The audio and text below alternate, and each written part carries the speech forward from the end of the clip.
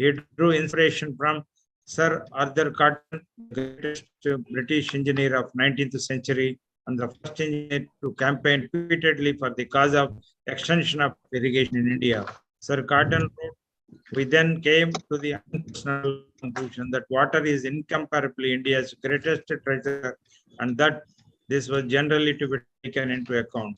So, in the highest state of temporal prosperity, if only half of million were spent on each of these projects, yielding 10%, income would be increased 2.5 times of whole taxation. So the brilliance of this dedicated engineer has attracted the attention of A.N. Khosla, founding father of the erstwhile Central Water Power Commission. He joined CWPC as a director designs in 1951, which coincided with the commencement of planned development of the tree, and he was the engineer who designed Hirakud Dam, and he was to the a great measure instrumental bringing into existence the Nandikonda project, now famously known as Nagarjuna Sagar project, in spite of many tests regarding submergence of from Nagarjuna relics. He also planned Srisalem project. In his view, it would afford necessary linkage to Ganga Kaveri link as and when it is taken up. He was promoted as chief engineer in the year 1954 and as member design and research in 1956. The tenure in Central Water and Power Commission marked activity, and he was responsible for the rapid growth of irrigation and power projects spread all over India. He received many prizes in recognition of his high-ranking service, like the President of India's Prize for Best Papers contributed to the Institution of India Journal in the year 1947-48, 1953-54, and 1957-58. He was also awarded the doctorate honoris causa by the Andhra University and Roorkee in the year 1960. He visited a number of countries either for the study of various projects or to attend international conferences for active participation. During the annual session of the Institution of Engineers held on 5th February 1960 at New Delhi, Dr. K.L. Rao, as the president of the Institution of Engineers, has given a remarkable, eloquent, and extempore presidential address.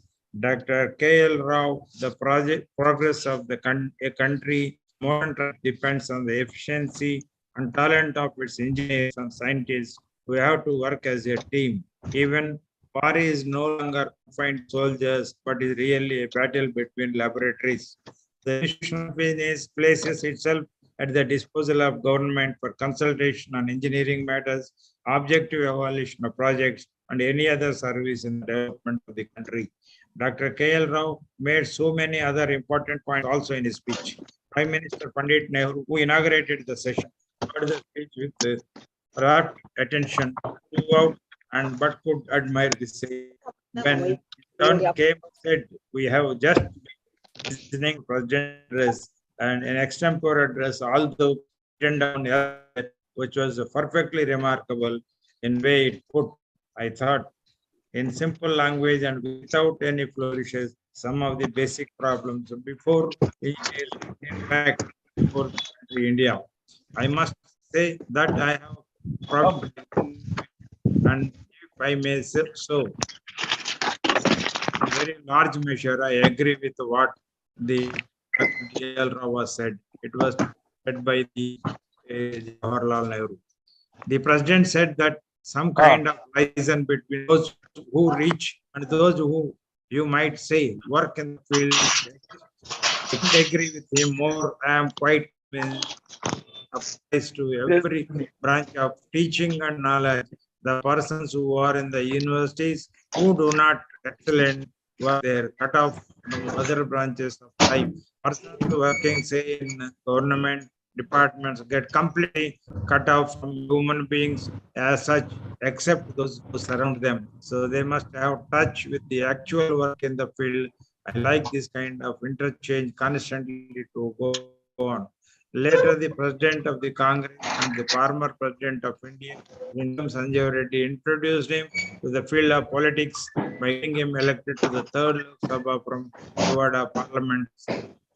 Jawaharlal Nehru appointed the Minister of State for Irrigation and Power on 9th July 1963. His stint in Central Water and Power Commission helped him to grapple with the problems face. He was mainly instrumental in planning, design, and construction of gigantic projects like the Farakka Barrage project and the mighty Ganga. He was responsible for the creation of Rural Electrification Corporation to extend the power benefits to a vast number of villages in the country. He was also responsible for establishing the water and power consultancy services in the year 1969 to utilize the vast reservoir of talent available for undertaking projects both within and outside the country. It is an unparalleled record of fact that this great engineer was appointed Minister for Irrigation and Power by three successive Prime Ministers, Panditji, Shastriji, and Indira Gandhi. The tenure lasted for a little over 10 years, from 1963 to 1973.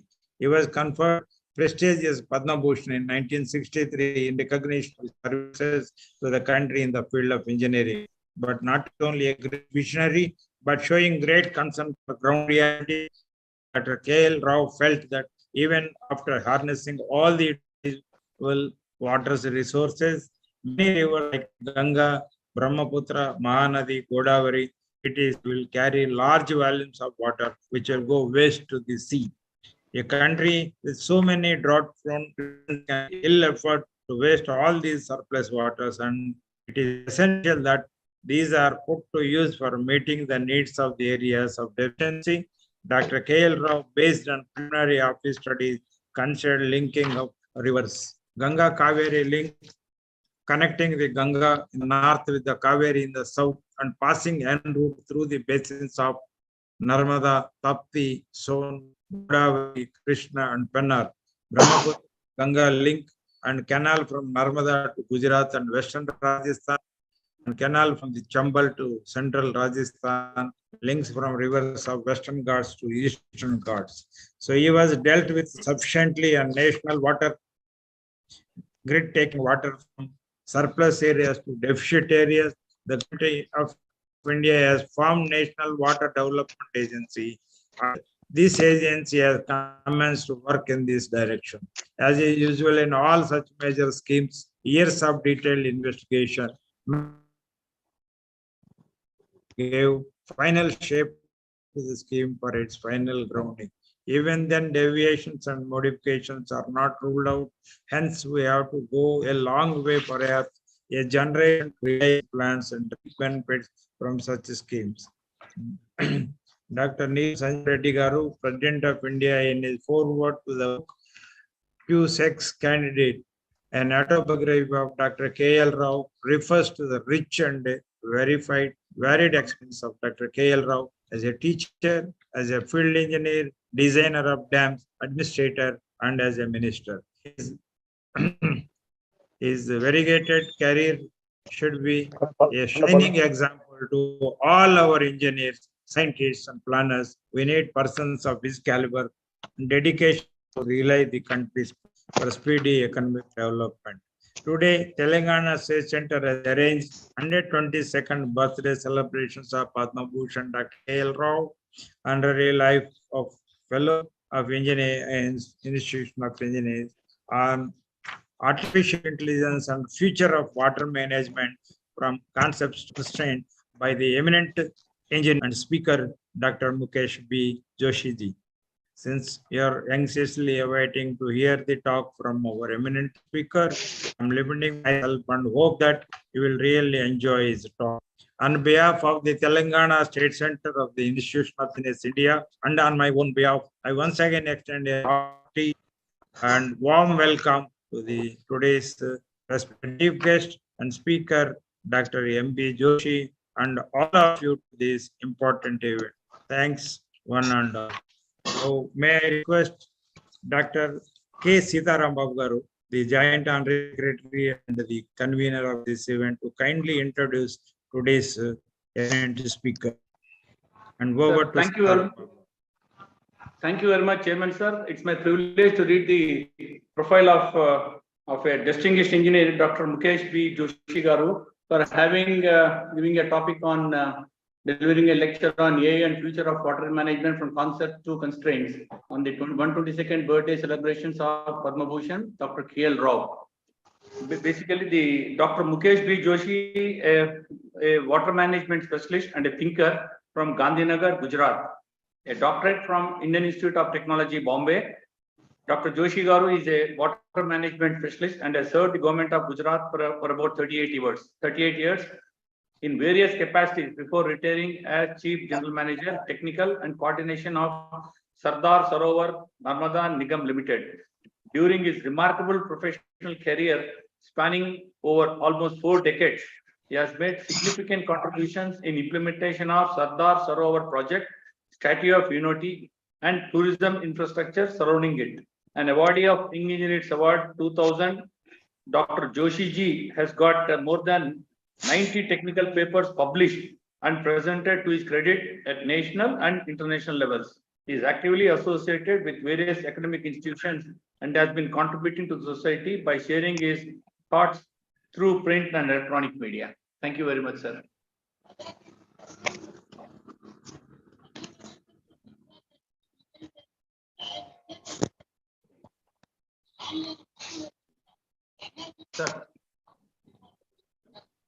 Sir, your profile has been read, sir. I would request the speaker to go ahead and have his lecture delivered, sir, please.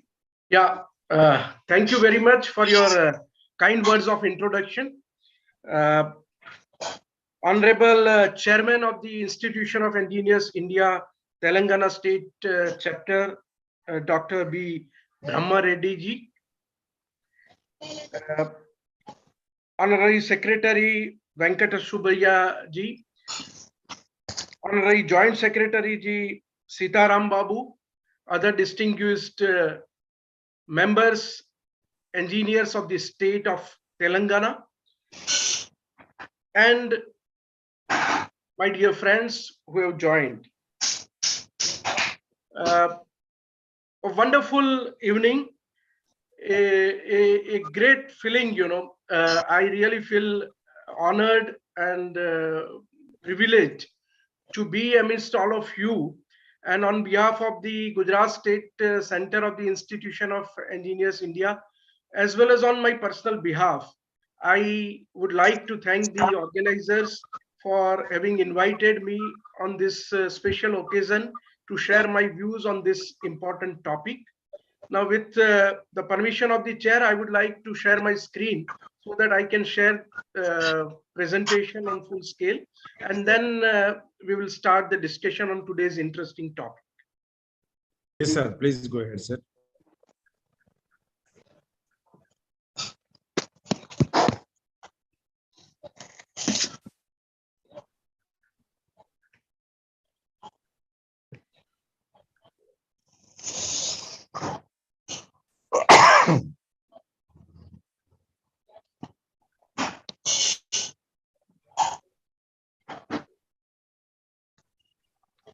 I hope all of you are able to see the... Yes, sir. Yes, sir. It is very much visible, very legible. Please go ahead. Yeah, thank you.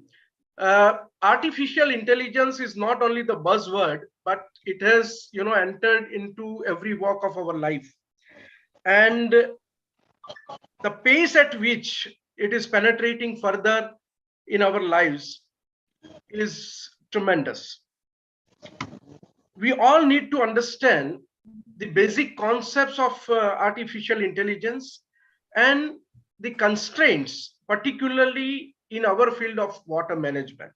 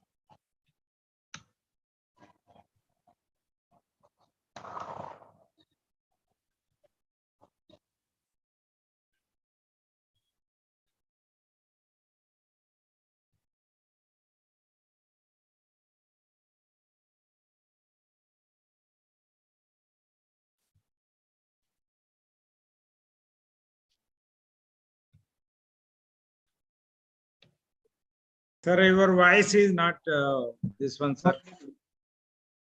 Sir, please check your voice, sir. Yes. Now can you? Yeah, now it is okay, sir. Am I audible? Yeah. Now it's okay.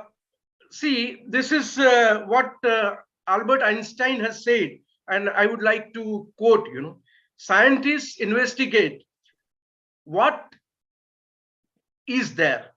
That means what is there in existence, whereas engineers create that which has never been. So this is something which an eminent scientist like Albert Einstein has said about our fraternity.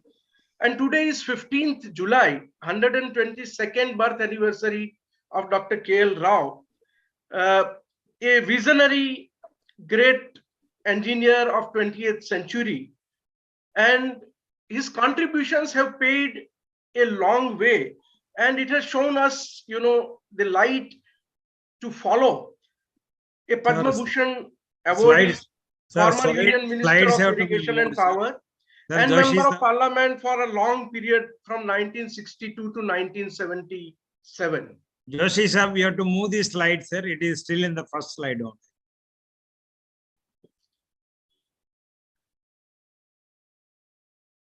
Right, stuck. No, it is. Now I am on the fourth slide. No, we are on the first one. Screen is on the first slide itself. So you need to move this slide. నాకు కూడా అయిపోయింది ఇంకా start అయిపోయింది profile read చేశాను సగం అయిపోయింది మీరు చేసుకొని ఇంటికి వెళ్ళిపోతా సార్ నేను 5:36 కి 6 కి ఇంటికి వెళ్ళిపోతాను. Hello sir, please mute your this thing speaker. Somebody is speaking on mobile. No, are you able to see the slides? That's what sir, it is in the first slide itself. Slide has not moved. The still screen is showing first slide, AI feature of water management. So you need to go to third or fourth slide.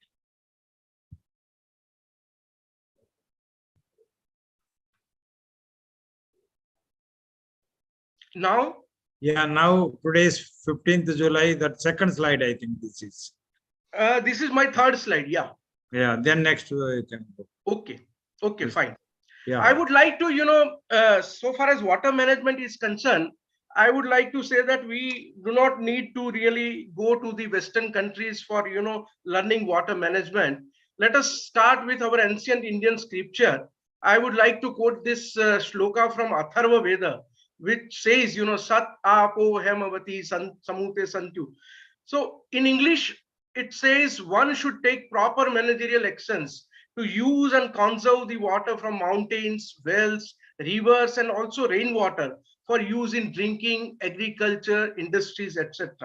So centuries ago, this kind of wisdom already prevailed in our ancient Indian scriptures.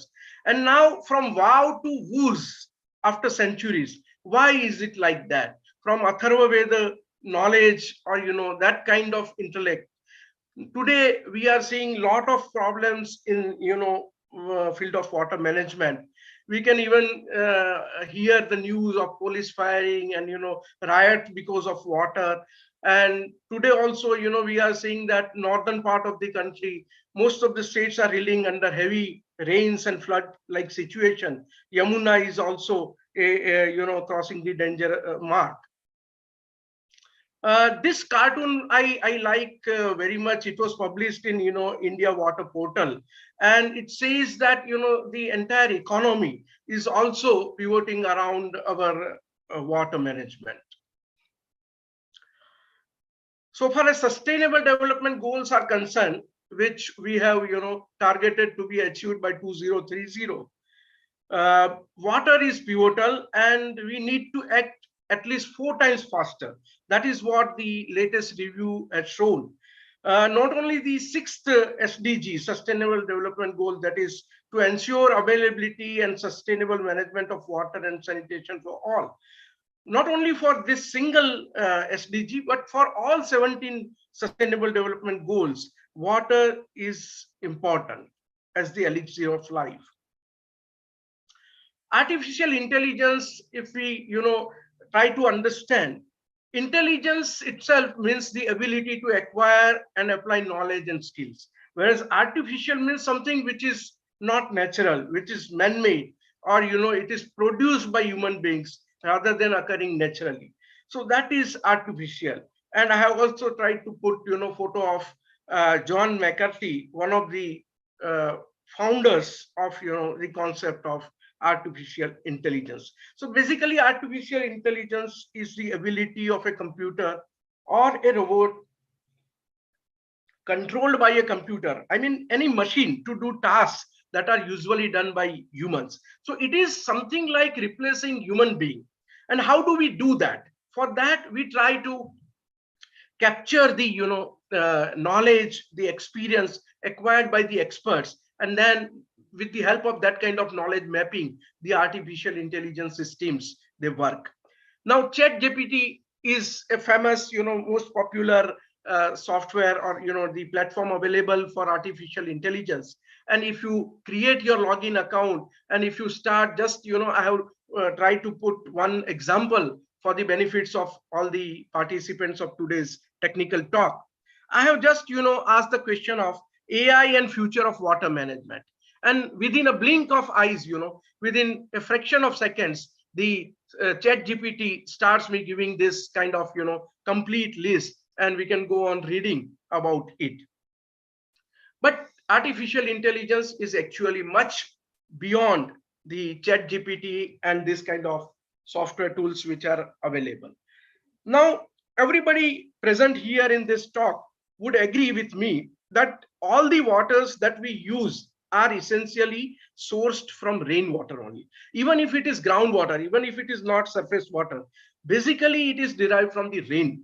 And that is why the global precipitation measurement and the global precipitation assessment and estimation is far more important. Now, potential applications of AI in the field of water resources. If we try to understand a sectoral approach, which are the sectors in which we can apply artificial intelligence?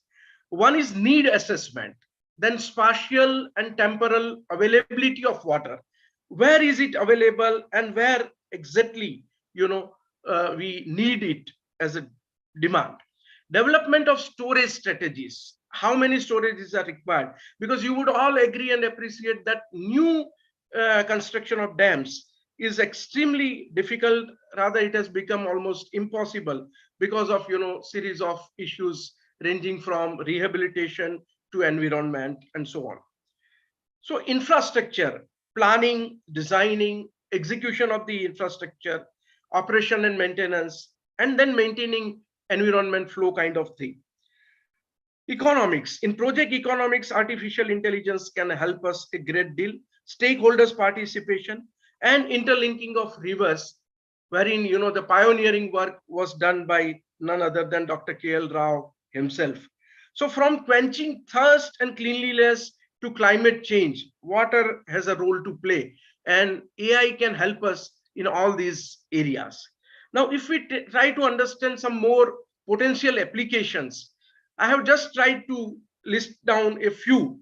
Say, for example, rain forecasting, rainwater harvesting, assessment of utilizable flow, water sharing, water allocation amongst various usages, water quality issues, flood management, tidal regulators, then regional water transfer, which is the key to managing water resources.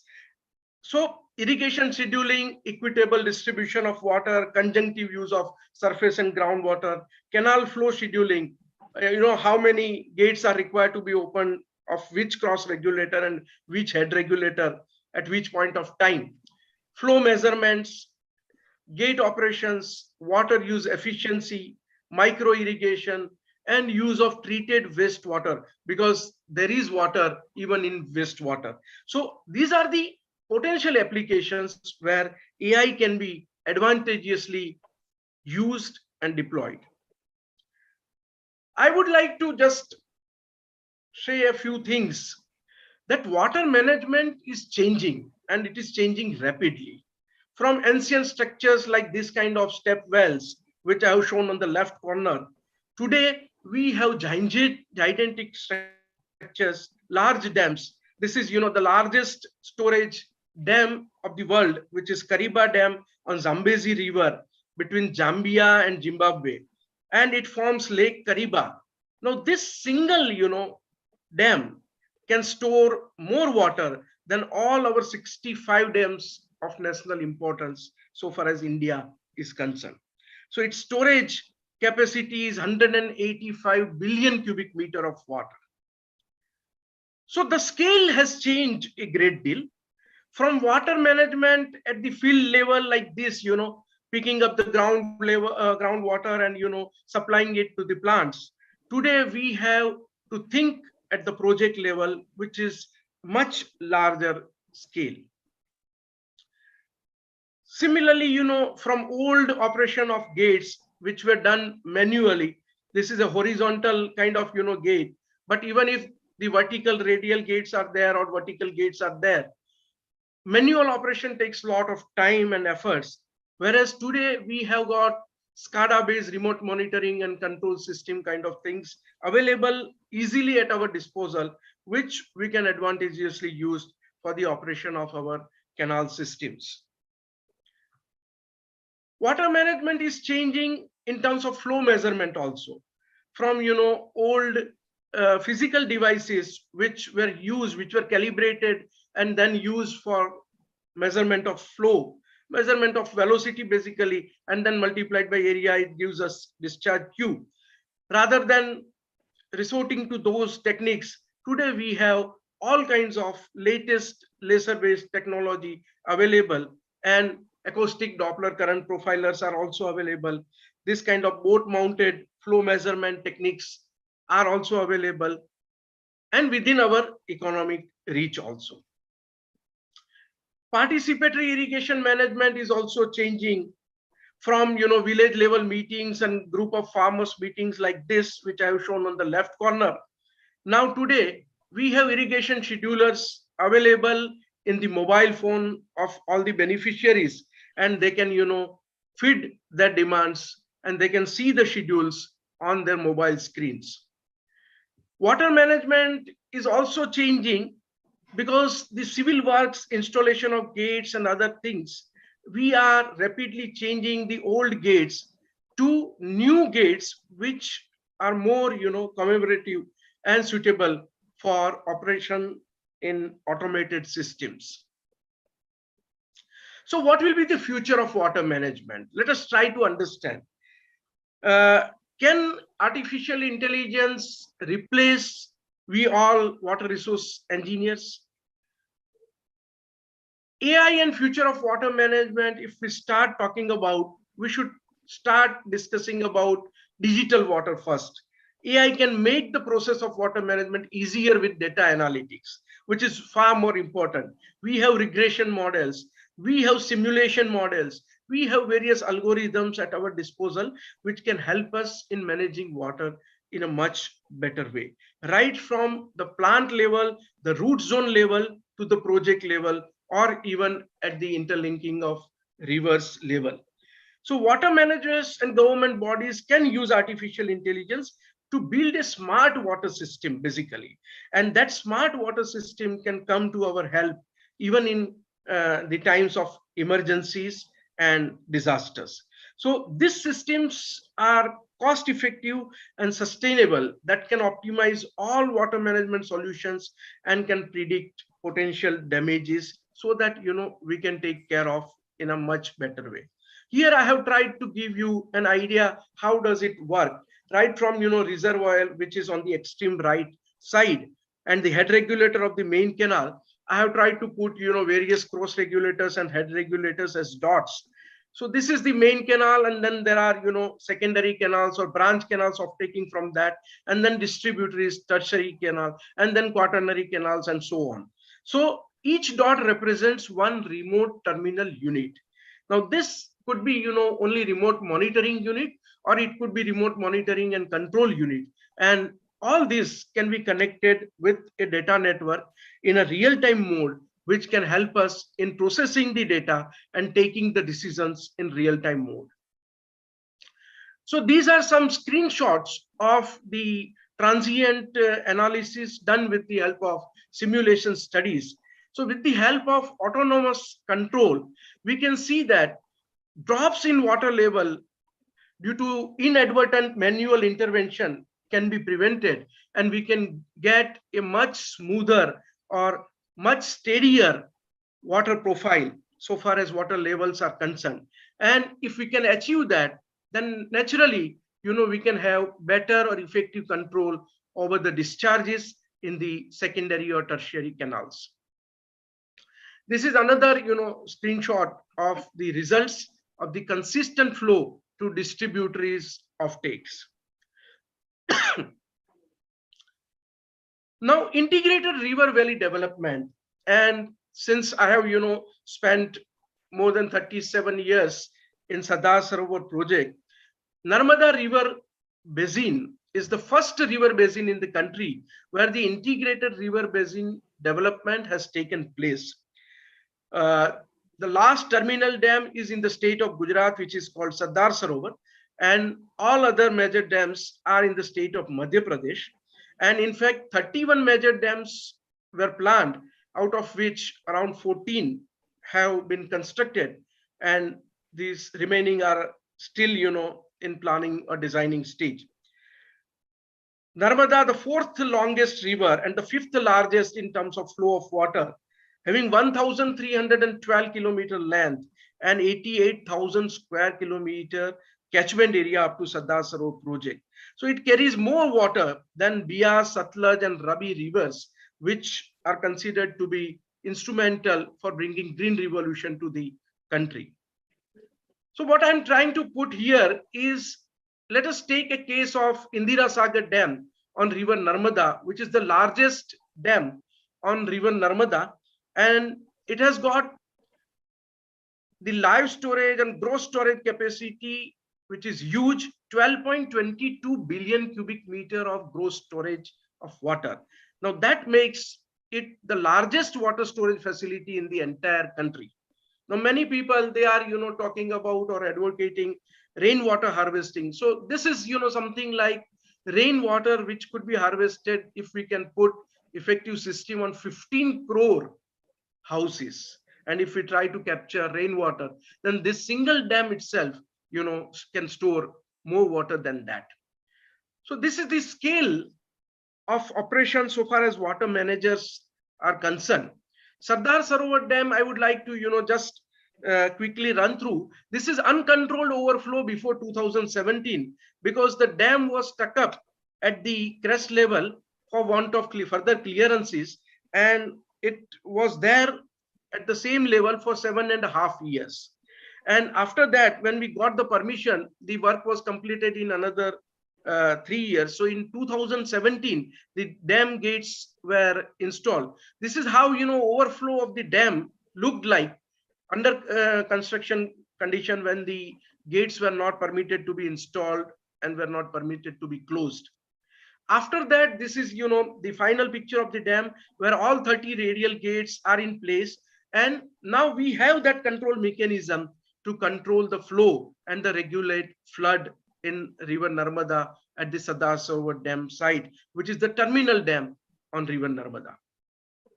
So the controlled overflow looks like this when all these 30 radial gates are open. And I have, a great feeling of satisfaction to share with you that the dam was not only completed in 2017, but it got filled up right up to its FRL in the year 2019, 2020, and 2022. And by the grace of God, if everything goes well, this year also, we are hopeful that the dam will reach its full reservoir level.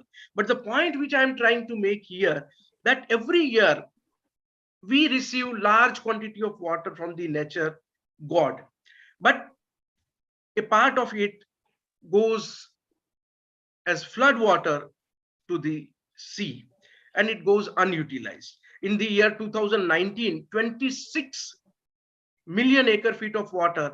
In the year 2020, 9.28 million acre feet of water. And in the year 2022, 11.65 million acre feet of water went down to the sea unutilized. Now, can we really think of a water management system with the help of artificial intelligence, where this kind of decision making can be achieved? How much inflow is expected during non-monsoon period? What are the actual withdrawals from the basin? What is the total annual utilizable flow of water in the entire basin that can be allocated or shared amongst party states? How to allocate the overflown quantity, the quantity which is recorded as overflown and which has gone down to the sea unutilized? How to allocate it, or how to prevent that overflow? How much pre-depletion of reservoir would help in flood management? How much water should be used for hydropower generation? How much carryover storage should be considered? So these are some of the key questions which are confronting today's water manager, and these are the desired decisions. Can artificial intelligence help us in achieving this? Now, in the state of Gujarat, we have not only built large dams or large canals or canal networks. We have also we have tried to encase the complementary nature of major structures and minor structures. We have built 1,88,000 check dams on various rivulets and small rivers, 1,25,000 bori bandh, and more than 3 lakh khet talaudis, which are the ponds created at the farm level. So these were the reports of 2022, and we have gone beyond that in the year 2023. So can artificial intelligence help in independent evaluation of efficacies, effectiveness of these micro water harvesting structures which have already been built and which are existing? Now, the other side of the coin also I would like to present before you: constraints in using artificial intelligence in water management. It's not all rosy. Process related constraints. Stochastic nature makes rain forecasting difficult.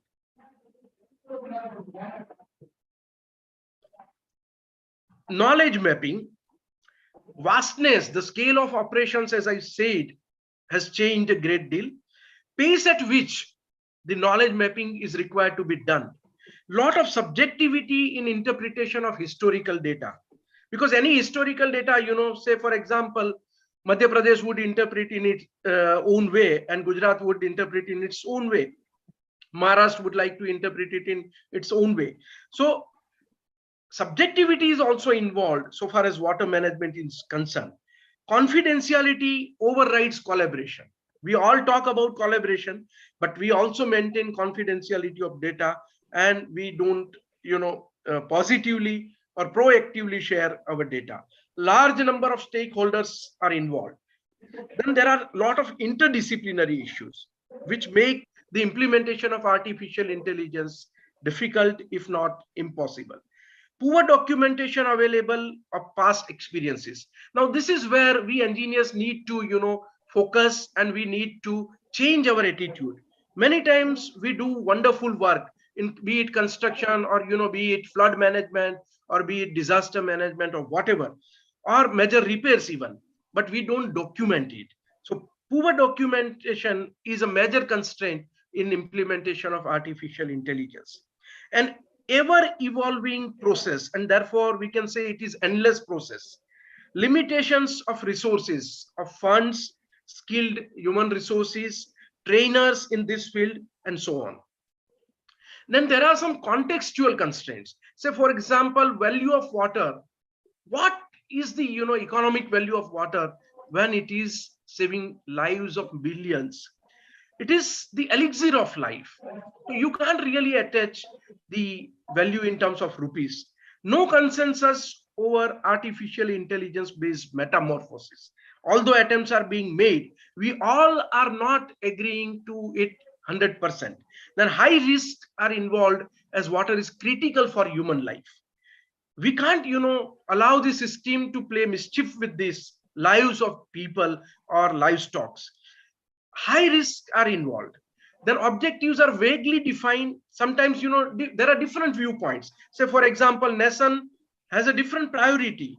It has got food security as its topmost agenda. Project authorities, they would like to talk in terms of efficiency of water, whereas the beneficiary farmers, they would like to maximize their profit at the farm level. So there are competing, rather conflicting interests. Decision making involves judicious considerations, and that makes artificial intelligence a very difficult proposition in the field of water resources.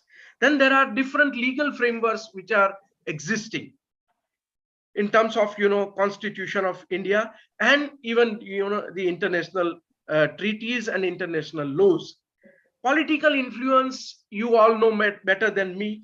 Maintenance of existing water infrastructure is a prerequisite to, because any asset created is a liability too. So unless and until we maintain our existing water infrastructure in proper conditions, AI-based water management cannot help us to the level it should.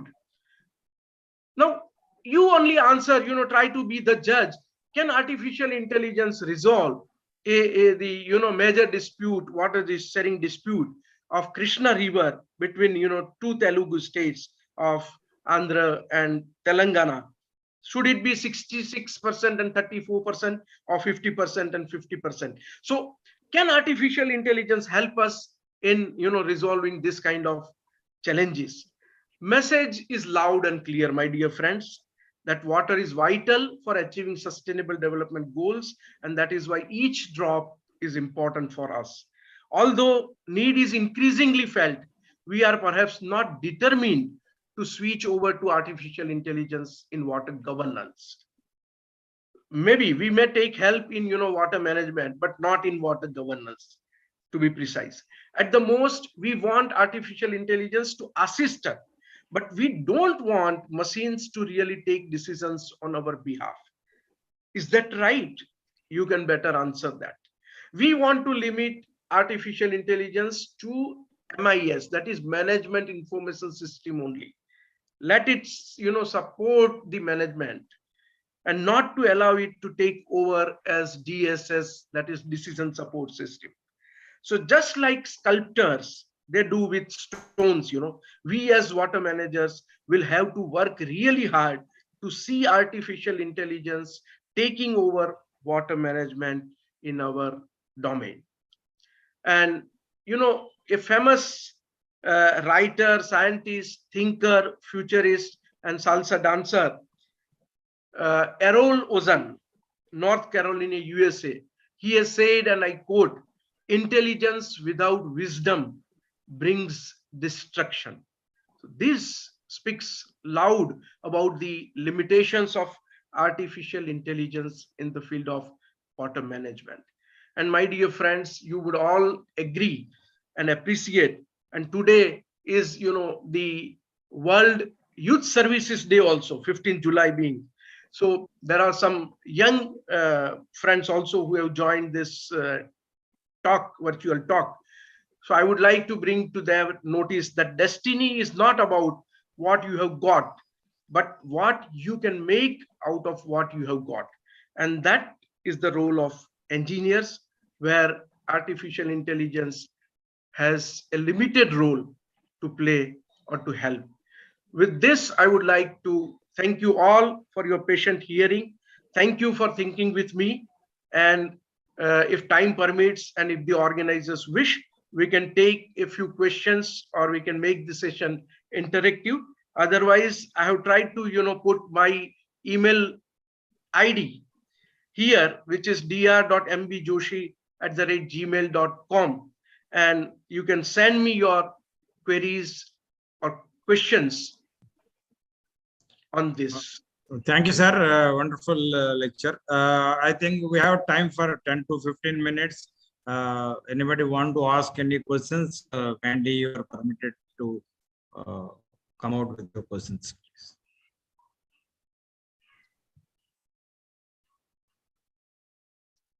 Okay, I have raised Chairman sir. I have raised my. Okay, okay, sir. Please go ahead. Okay. Really, it is very fabulous lecture. We have enjoyed it the first time. Artificial intelligence, the constraints in water. Just I wanted to ask one question, sir. Have you tried to apply this one in Sardar Sarovar anywhere in any form, any level? No. No, as I said, we haven't yet, applied it as in the form of decision support system, which can really Okay. replace human being. But to support our, management decisions or the decision-making process, we have tried to utilize it in the form of management information system with the help of various tools. So some of them which I have shown here, simulation models, and, with the help of this kind of software tools, we have tried to simulate the conditions and what if conditions are being evaluated with the help of, so various scenarios or numerical experiments we can carry out with that. Yeah.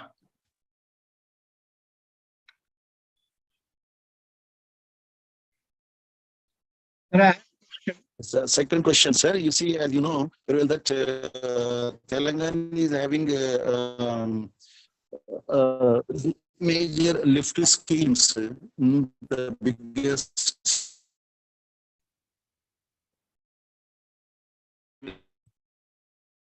Lift will what? not be in sustainable. That is especially our the most this Kaleshwaram project. It is having nearly 18 lakh acres of its own and 18 lakh acres stabilization, Right. and we are having it is having 10 stage lifting system, and unless we utilize the water properly, increasing the water use efficiency with the artificial intelligence, because suppose we are lifting the water to some extent, immediately if flood is coming from the upstream, again we have to vacate the water from the reservoirs. That is the problem we are facing in Kaleshwaram. Unless we have the state-of-art weather system, weather forecasting system, I think it is not possible to make the project sustainable. I think so, sir. Can you throw some light on this? Yeah, thank you very much. It's very interesting. I would like to agree with you, and I would like to share a few things, based on our experience in the state of Gujarat. Our Sardar Sarovar project is a regional water transfer project from river Narmada to other parts of the state. And the main canal itself is 458 kilometers long, goes right up to, the central Gujarat and North Gujarat and even Kutch. And then it goes to the state of Rajasthan, which, has water stress conditions all throughout. So it benefits the state of Rajasthan also. And there is 74-kilometer length of canal in the state of Rajasthan also. So this entire stretch is flowing under gravity without pumping. But Saurashtra region and Kutch region, which are known for, their perennial water stress conditions. And if you recall, we had to run water special trains also. And then we had to, see water riots also in the regions of Saurashtra and Kutch for want of portful of water. And long queues of water, lot of, wastage of time for the ladies from their domestic workload. So those situations, we have put huge pumps. And in the case of Saurashtra branch canal, we are lifting in 5 stages and total lift involved is 71 meter. In the case of Kutch branch canal, we are lifting in 3 stages and total lift involved is 54 meter. But as you have rightly said, lifting involves, power supply, and that is critical because the state or the country or the western grid as such doesn't have surplus electricity. And the electricity is so precious that even if you use during night time, it has got, tremendous value, enormous value. So it becomes the responsibility of water managers, the system authorities, to ensure that the water which is pumped and then delivered to the beneficiaries is utilized in the most efficient manner, and for which the micro irrigation systems should be encouraged. I would like to, particularly say about drip irrigation system, because sprinkler, it's not, that much advantageous, although it is cheaper than, drip. So initial investment is less. So as a stepping stone, you may use sprinkler also, but otherwise drip irrigation is the most efficient, and we should go for that when the water is so precious. Yeah. Okay, thank you. Thank you, sir.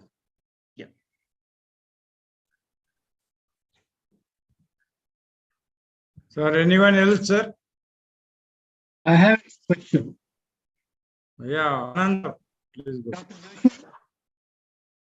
I have a question that, hello, Yes, are you able to hear me? yes, yes. Yeah, we are able to hear you. Please ask the question.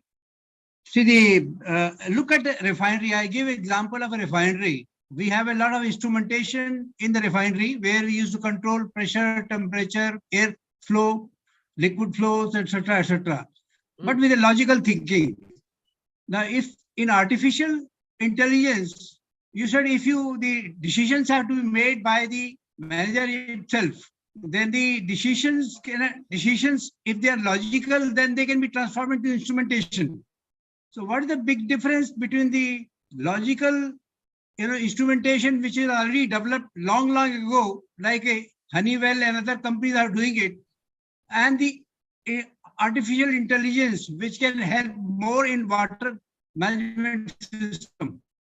Yeah, wonderful question, sir. And it gives me another opportunity to reiterate a few of the points. See, when we use the word logic, the moment we use the word logic, it becomes subjective.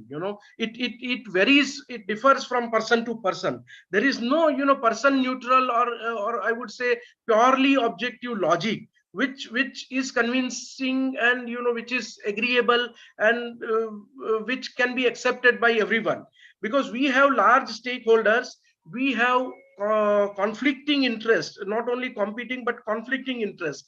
And in this kind of scenario, if we try to put one logic tomorrow, that may create problems for a part of the system or part of the stakeholders. So that is the reason why we should have the final key or the final decision making with the water managers who can adopt a consultative approach. Say for example, if the water is not adequate in a particular season, then we have to resort to some kind of rationing.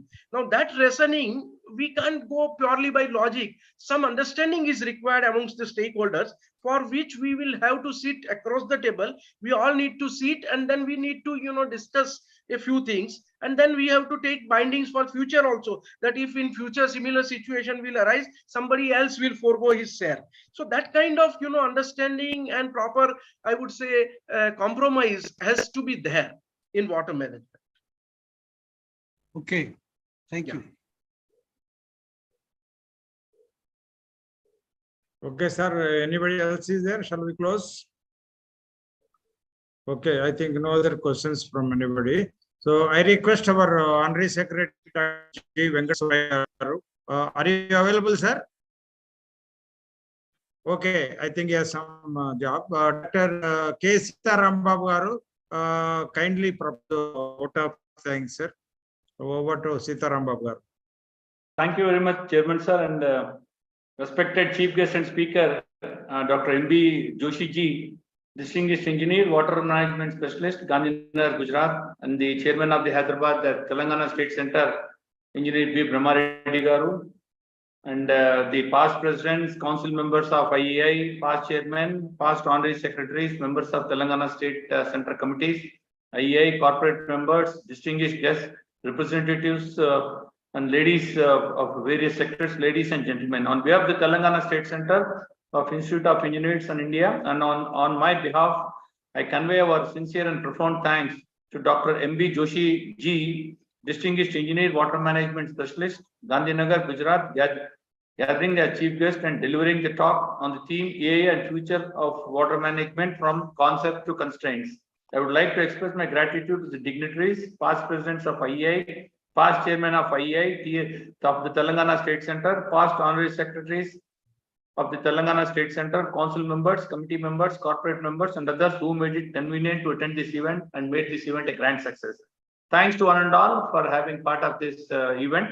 Now, all are requested to raise for the national anthem. Thank you. Thank you.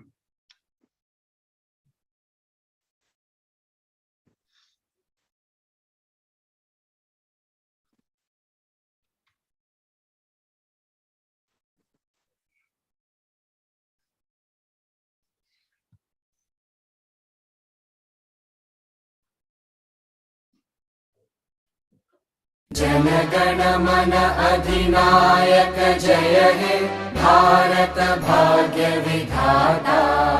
Punjab Sindh Gujarat Maratha Dravid Utkal बंगा। विंध्य हिमाचल यमुना गंगा उच्चल जलधि तरंगा। तव शुभ नामे जागे तव शुभ आशीष मागे। गाहे तव जय गाथा जन गण मंगलदायक जय हे भारत भाग्य विधाता। जय हे जय हे जय हे जय जय जय जय हे। Thank you.